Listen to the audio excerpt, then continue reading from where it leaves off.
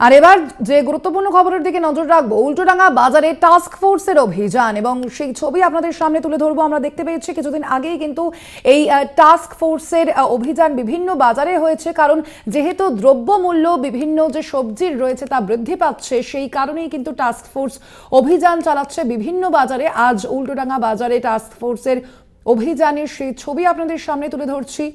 উল্টোডাঙ্গা বাজারে টাস্ক ফোর্সের অভিযান, আমরা এই বিষয়ে কথা বলবো। আমাদের সঙ্গে সরাসরি উল্টোডাঙ্গা বাজার থেকে রয়েছেন আমাদের প্রতিনিধি সত্যসুন্দর ভট্টাচার্য। সত্যসুন্দর, ঠিক কি কারণে আজ টাস্ক ফোর্সের অভিযান, এখনো পর্যন্ত কি এই অভিযান চলছে, কি ছবি?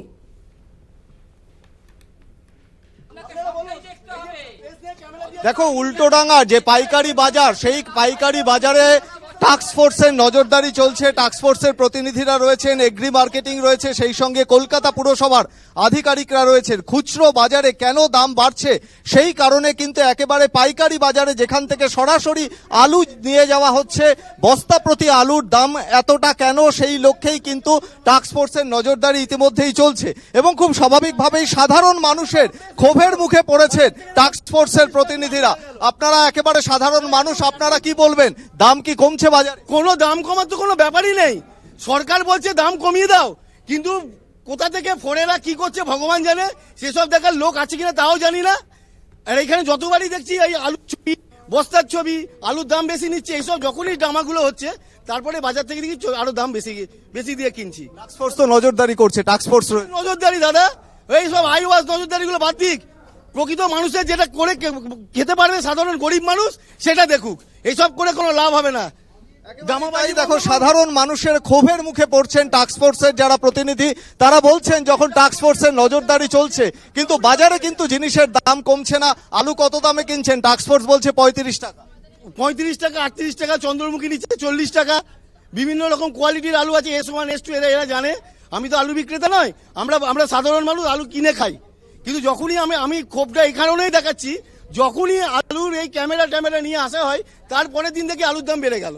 সরকার তো বলছেন আলুর দাম তুমি বাড়াও, সরকার তো মুখে অন্ন তুলে দেওয়ার চেষ্টা করতে, হচ্ছে কোথায়, পাচ্ছি কোথায়, এরা মানছে কোথায়, সরকারের কথা এরা মানে কোথায়, সেটা তো দেখতে হবে সরকারকে।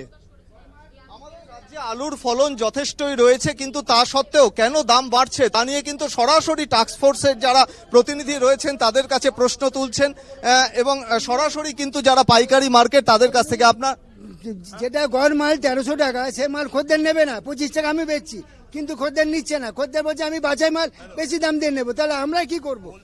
আপনি বলুন, আপনি বাজারে গেছেন 1 কিলো আলু কিনতে, আপনি বলুন আমি কাটা আলু নেবো না, ফাটা নেবো না, আপনি বলুন আমি ভালো আলু নেবো দাম বেশি দিয়ে, সেখানে আমরা কি করতে পারি বলুন?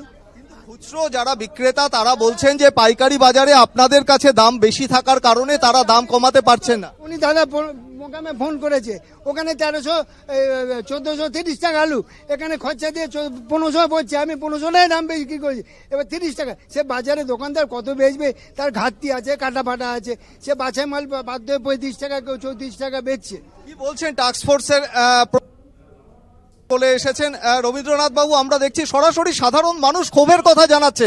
তারা বলছে আপনারা আসছেন কিন্তু দাম কমছে না, আমরা ক্যামেরায় ছবি করছি, কিন্তু মুখ্যমন্ত্রী চাইছেন জিনিসের দাম কমুক, সাধারণ মানুষের সুরাহা হোক, কিন্তু শেষ পর্যন্ত কিন্তু সাধারণ মানুষ সুরাহা পাচ্ছে না, এখনো পর্যন্ত সেই পরিমাণ দাম কমেনি।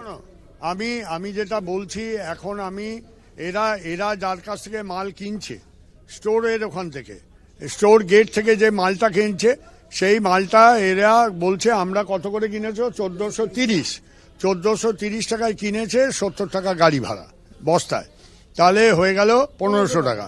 এরা 1510 টাকা 20 টাকায় বস্তা বিক্রি করছে। এখন আমি এই অরুণ কুমার পণ্ডিত যে একে মালটা দিয়েছে তাকে ধরেছিলাম যে আপনি এই মালটা 1430 টাকায় যে দিচ্ছেন, 1430 টাকায় তো দেওয়ার কথা নয়, কেন আপনি নিচ্ছেন? এটা তো 26 টাকা করে দেওয়ার কথা আপনাদের। বলছে 26 টাকা করে আমরা দিতে পারছি না, যে আলু 26 টাকা করে বেরোচ্ছে সেটা কমা আলু, সেটা কলকাতা শহরে চলে না। এখন সেইটা নিয়ে যে বিতর্কটা ওইখানেই আটকে আছে। আলু ব্যবসায়ীরা মুখ্যমন্ত্রীর সঙ্গে মিটিংয়ে বলছে আমরা 26 টাকা করেই দেব, কিন্তু অ্যাকচুয়ালি 28 টাকার উপরে যারা আসছে তাদের কেনা কলকাতায় আনতে পড়ে যাচ্ছে 1500 টাকা বস্তা। এই জন্যেই সমস্যাটা এখানে হচ্ছে।